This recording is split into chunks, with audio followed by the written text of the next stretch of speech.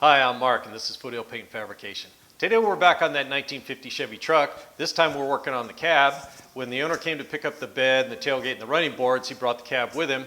So we have it here, and now the rack is free since the bed is off of it. We have to narrow the rack so it will fit the cab. This rack isn't mine, it belongs to my buddy Dave. He loaned it to me, and he just picked up a 1928 Model A. So we're going to narrow this down so the Model A will fit on there, and then obviously the Chevy cab will fit on there as well. And hopefully one day soon the GTO body will be on the same rack. So let's just jump right to this thing, get it narrowed down a little bit, and then put back together. And I got some ideas so it'll be a little more adjustable, and then it can be used on multiple projects from now on. So let's jump right to it and get this thing done.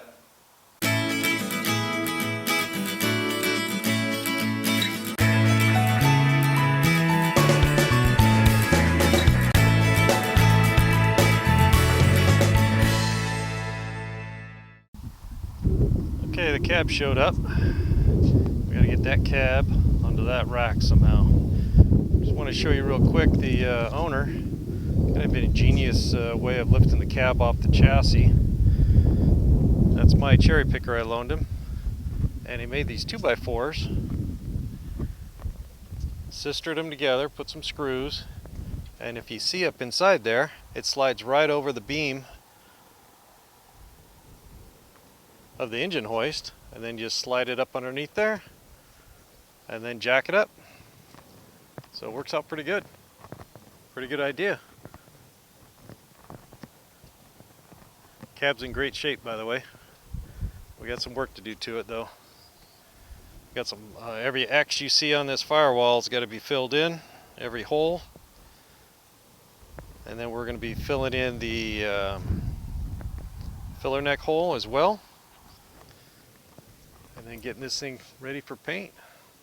As you can see, red original color, then green, then blue. Alright, I think I'm going to drink a beer and figure out how to get this thing on that rack. Okay, the project for today is narrowing up this rack. Now, it measures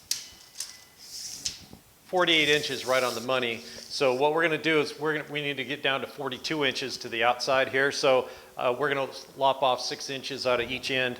But before we can do that, we need to get this big piece of square tubing off here.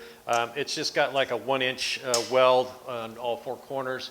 We're going to cut those with a wheel and then just bust that off there and then slice 6 inches out of this and put it back together.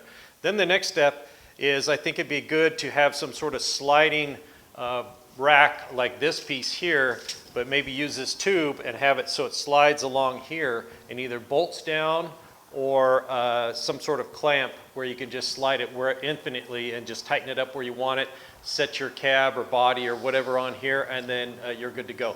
So these would stay permanent back here, and then this one would slide and be adjustable.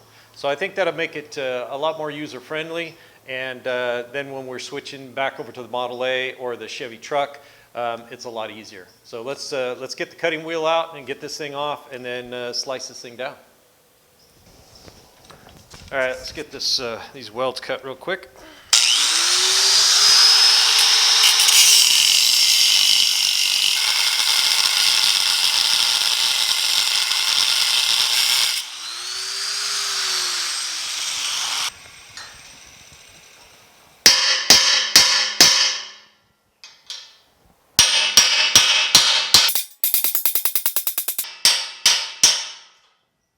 Go.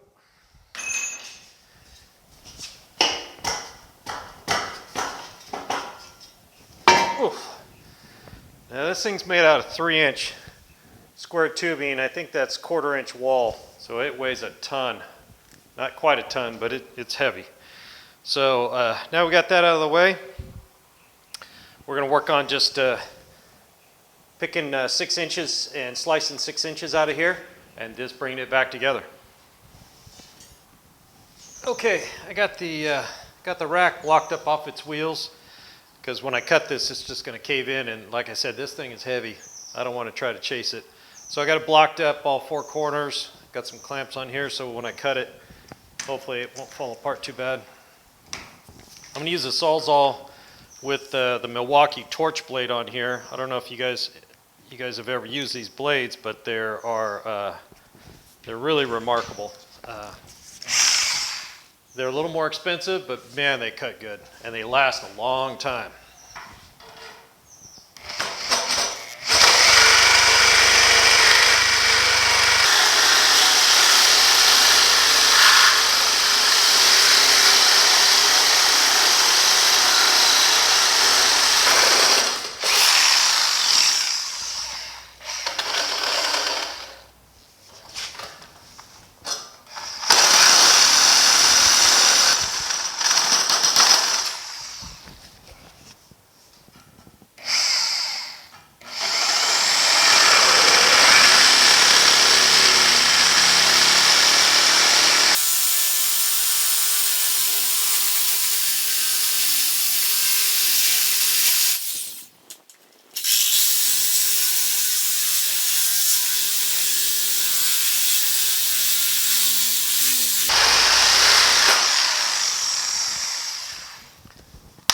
Like that.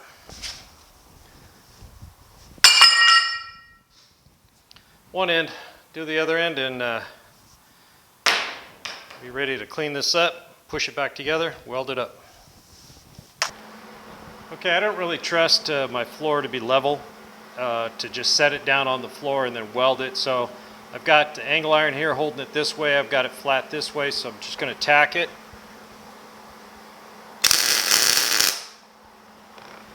And then see where we're at. Maybe put a tack over here on this other side, get the other side tacked, then hammer it around and make sure it's level all the way around, and then we'll go ahead and weld it up.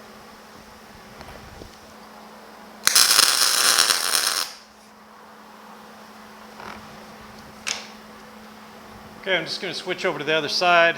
We'll get that welded or tacked. And then I'll take some measurements, make sure it's all square and level, and we'll just weld it up.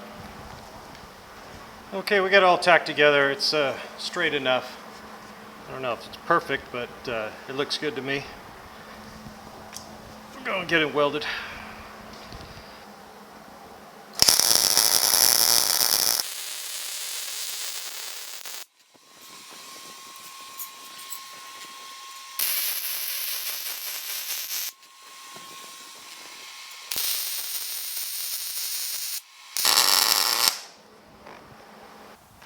Okay, we'll get it back off the blocks here, or maybe I'll leave it on so it doesn't roll around. And then we're going to figure out the distance on that Chevy cab this way. Width-wise, we're going to have to come out a little wider. I think it's 48 inches on that one, and this now is 42, so we can come out and up, which is no problem. And then the distance this way is what we got to calculate. So I'm going to go measure that cab. And then we're going to see if we can't reuse that piece over there and make it slide on here somehow. Okay, the cab isn't very long this way, so it's 36 inches. So it's going to come right about here. And this is a device that David put this on here. He slid sheet metal under here. It's just slightly up, and he used that to put rolls and sheet metal. I think he used this to build the dash on his wheelies. So I just called him, he said it's okay to cut it off, so we're just going to cut the welds, pop that off here, and then we're going to figure out about where that cab's going to be. Then I'd like to make something that slides, really, and see if we can't make something that'll slide back and forth, make it easier on us later. Okay, so we got everything cleaned up, cut off and cleaned up. I actually removed these as well. They're going to be too far inboard for the bed. We need more width. So what we're going to do, and bottom of these, one of these was a bunch of acorns. So a woodpecker or a squirrel or something had poked them all through a hole. So I'm going to use the brackets that I was using for the bed, and we'll turn them just like that, and that's going to give us almost exactly the perfect width for the cab to sit on. Now the height, I need to make sure that I can paint the top of the cab, but high enough off the ground so I can work and paint the lower parts too. So I'm figuring about 20 inches from here to the floor. should work out pretty good. I'm still have to stand on something to paint the top of the cab. It's a tall cab, but the 20 inches is going to get me right in a sweet spot, I think, so I can work comfortably on it and not be squished on the bottom or, you know, right up against the ceiling here where I can't get the gun up there. So that's going to work out good. I think all I'm going to do is cut these down to length and then just weld them on here. Then on this right here, I talked about making it slide possibly. Now I still going to do something like that. So it's cut down to width, to the same width as this, and these are the two pieces of angle iron that we cut out of the ends to narrow this up to 42 inches. I'm just going to slice these in half, and then I'll put each half on here and I'll weld it onto here, and then we can either tack it right here, clamp it, or whatever we want to do, make it easy. Before it was welded up underneath the radius here, and it's kind of hard to cut those tacks out and get them loose. So this should make it a little bit easier, and then that'll keep that from wanting to rock, and then we'll just put our standoff on here to match the other end of the cab, and that should work out pretty good. So I'm just going to slice these in half on the chop saw, then we'll get them clamped and welded on here, and then we can slide that back and forth and figure out where the distance we need to go for the cab mount, and then we'll figure out something for a standoff to bolt up to the cab. So let me get these cut up, weld it on here, and then we'll start figuring out how we're going to mount the front part of the cab on. Okay, this rack measures about 13 inches off the ground, so we need to cut these down to 7 inches each, so we'll do that real quick. These will be ready, then we'll figure the width and get those tacked on there, and then we'll get to work on these right here.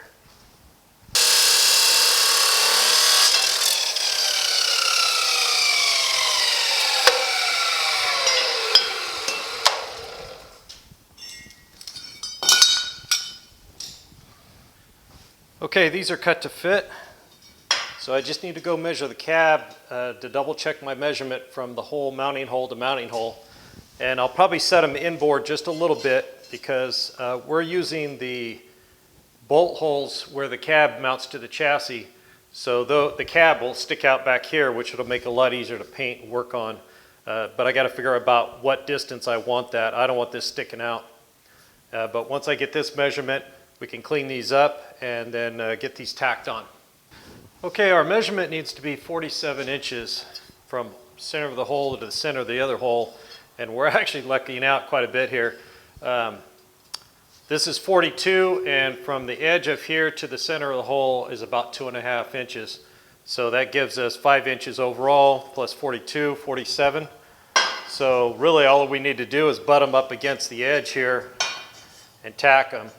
So I'm going to clean up this rust here with the flapper wheel, and while I'm at it, I'm going to go ahead and clean this up real quick so I can get these welded on. It seems like they want to lay flat. And then we can start welding. I'll probably just measure out and clamp a piece of wood or steel between these two to make sure they're 47 inches. And then that way all I have to do is position them on forward and back a little bit and then weld them on. I'll just use probably 1/2 inch tacks in 4 spots. It doesn't need much. May have to cut them off for the Model A, so I don't want to make it harder than it needs to be. It's just holding the cab up.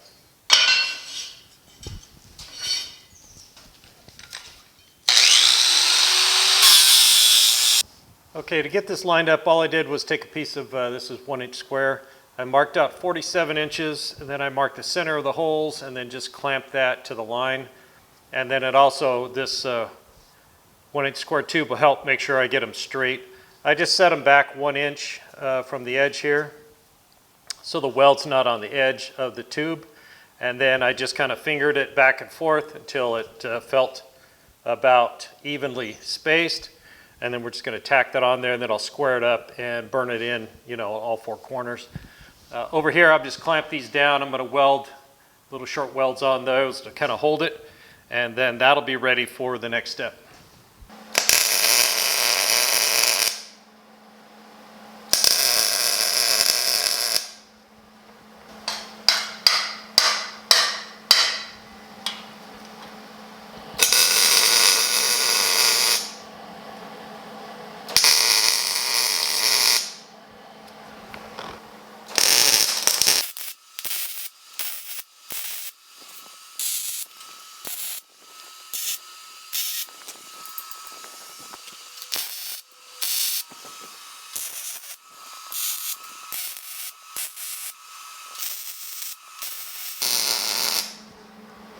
Okay, they're all tacked together. Double check our measurement before I final weld, just to make sure I didn't screw up.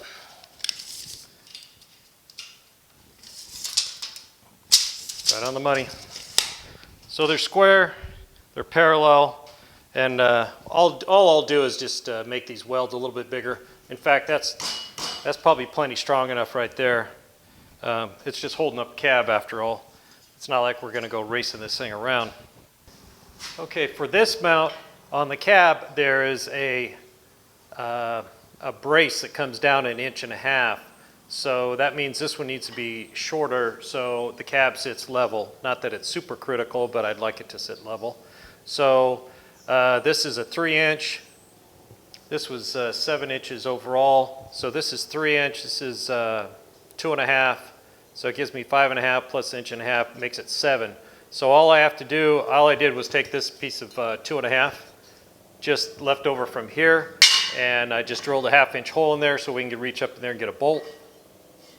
And so now all we do is line them up. I'll use that same piece of steel to line up the centers of the hole, clamp it, and then just tack it on here. I've already cleaned it up, so I'll just put a little weld on 4 corners here, and that should be good.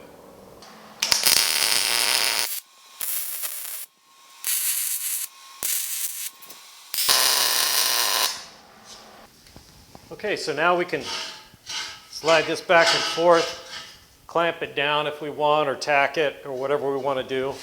And then if Dave, when he puts his Model A on here, if he wants to use the same and just build something different, or just cut it all off and weld it all together, doesn't matter. But this will make it easier for me to get the cab on here. I can bolt it in the back, and then just slide this to where the holes line up, and then throw the bolt holes in there, and then we're ready to go. So next step is roll this back up front where the cab is, and then maybe call my buddy Dave to come help me put it on.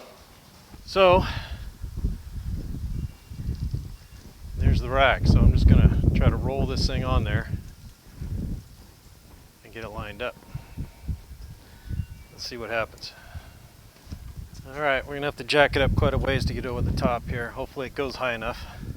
If not, we're in trouble.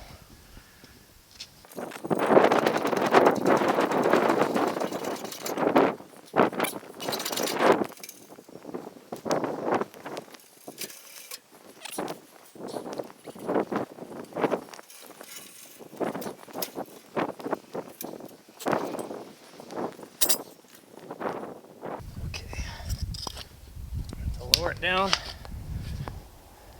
The wheels are hitting the lift here. So I'm gonna have to lower it down and then get a new bite on it, but I think this is gonna work.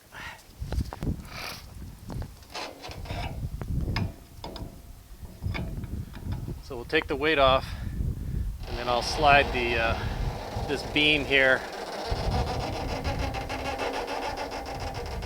over, just a little rearward.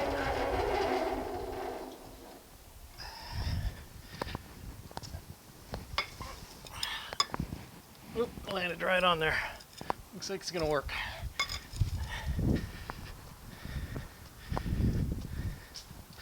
I lucked out again. A couple of screwdrivers to drop in the holes so it doesn't move.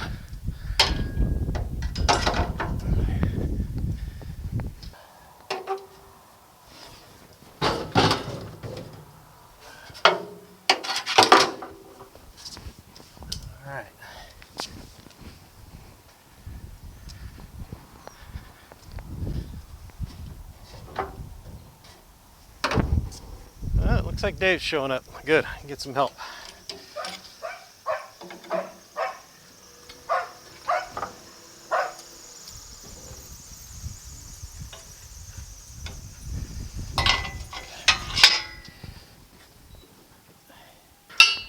Right there. All right, you can lower it down.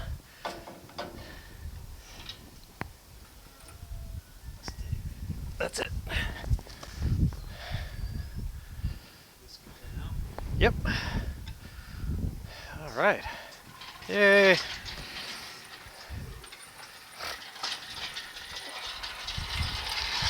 Okay, all we got to do now is put some bolts in and then Luckily Dave's here because this thing's going to get away from me rolling it down the hill. And then I'll show you how I mounted it. Okay, you can see up in there, the brackets are just sitting inside that pocket on both sides. And if you see way up there in the front, it's sitting on that brace. They're all bolted in. So all we have to do is clamp this to the rack, that front piece, and then we roll it down the hill. The shop's down below my driveway, so luckily Dave's here to help me so it doesn't get away from me.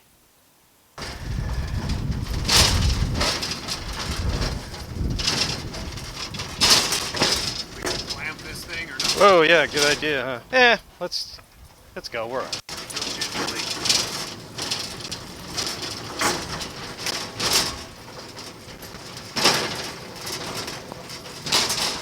We're good.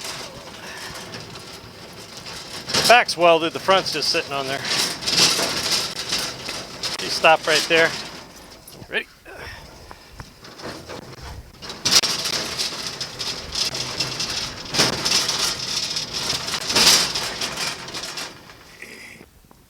All right, another job well done. Didn't crash it. Next time it won't. That wouldn't have been good by yourself. Yeah. Next time it comes through here, it'll be on the chassis, so we don't have to worry about it. Unless we roll it up here and put it on the chassis out here, it might be a better idea. Yeah, plenty of room.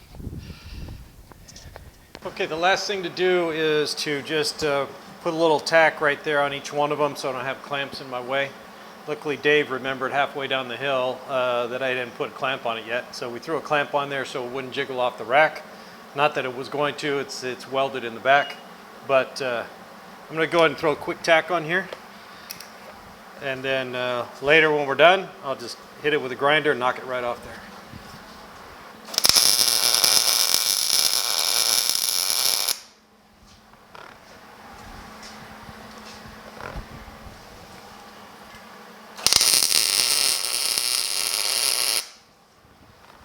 It's on here really solid. It ain't going nowhere. So the next step is to take it outside and wash it. So the owner has cleaned it extremely well inside and out, but he didn't do any cleaning that could remove any waxes or greases or anything. So it'll be washed with some hot water with some ammonia in it and a little bit of dish soap, and I'll give it a good soaking a few times, and we'll get the pressure washer after it and get it really really clean inside and out so we don't have to worry about any dirt or little rust flakes blowing out while we're painting. We will be painting the inside of the cab as well as the outside. The inside of the cab will be black, and then the whole outside will be blue as well as the firewall will be blue. So it'll be blue completely on the exterior, gloss black on the inside. So, which it'll make it a lot easier for me. If this was to be black, we'd have to mask along the weather strip line here. So it's going to be a lot easier. We've got a lot of holes to fill along here, but that's for another episode. So we're going to roll this thing outside and get it cleaned up. Okay, so I got a bucket of hot water, really hot water, about up to here, with some dish soap in it and some ammonia. So the dish soap will help cut some any grease and grime and everything off of it. The ammonia will help strip away any wax that may be on the vehicle or part or whatever. I'm also going to do the doors for the truck at the same time. So the first thing I'll do is I'll get the pressure washer out, and we're just going to hit the whole thing down in the nooks and crannies and everywhere to try to break loose any dirt that's stuck down inside there so it doesn't fly out when we're painting or working on it. And then once that's all done, then I'll soap it down a couple of times with this mixture and just let it soak a little bit. Then I'll do it again. I'll just kind of let it sit on there and kind of eat away at everything, and then we'll pressure wash it again. And then we'll get it good and clean, no soap, no dirt, no residue. And then I'll take the leaf blower and I'll blow it off real good, try to get all the nooks and crannies. And then we're going to roll it out in the sun and just let it bake a little bit to dry the rest of the way. So let's just get to it.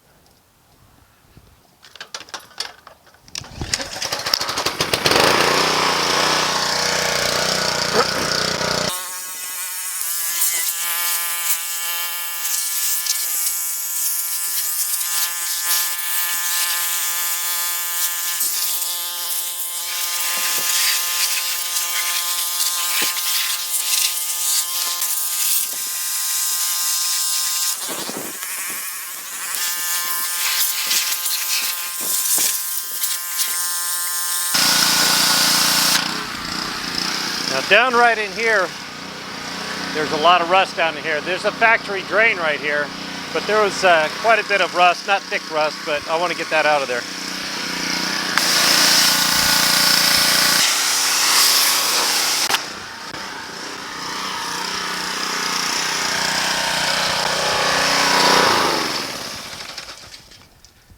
Whew. All right, we got all those nooks and crannies done pretty well. I'm going to go ahead and soak it, and I'll do the inside of the door, probably flip it over and do the outside. Now the hot water helps the soap and the ammonia activate a lot better. Just makes them work better.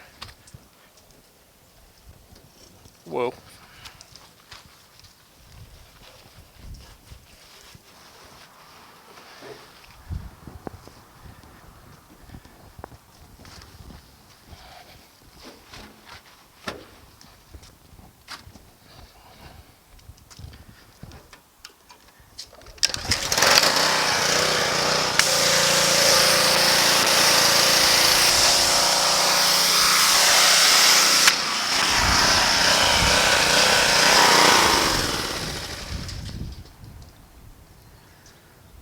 Okay, that just about does it. We got it scrubbed pretty clean. I'm pretty confident that it's clean as it's going to get. The owner did a fantastic job prepping these parts, all the parts. He really got them clean underneath. You should see underneath. He did a really great job cleaning there. But the pressure washer gets into those nooks and crannies and knocks out that dirt and rust scale and all the other goop that's been, 7 years in the making. So we just don't want that flying out when we're working on it, or especially when we're painting. So I think they're going to be great. I'm going to take the leaf blower, blow them out real good. Just start at the top and work my way down, drive the water down, get inside and blow out. And if there's any puddles in there, I'll take a towel and I'll dry it up real good. And then just blow it out real good, roll it out in the sun, and let the heat take over from there. I got the other door to do, but really these are about ready to go. I pressure washed off the rack a little bit too, because all that grinding and welding we did, I didn't want any of that flying out while we're painting either. So that's about it for now. So thanks for joining me here at Foothill Paint Fabrication. I appreciate all the subscribers so far. It's really nice to see. If you haven't subscribed already and you're watching this, please consider doing so. And if you like what you see, hit that thumbs up. It helps out the channel quite a bit in promoting it. And we'll see you on the next one.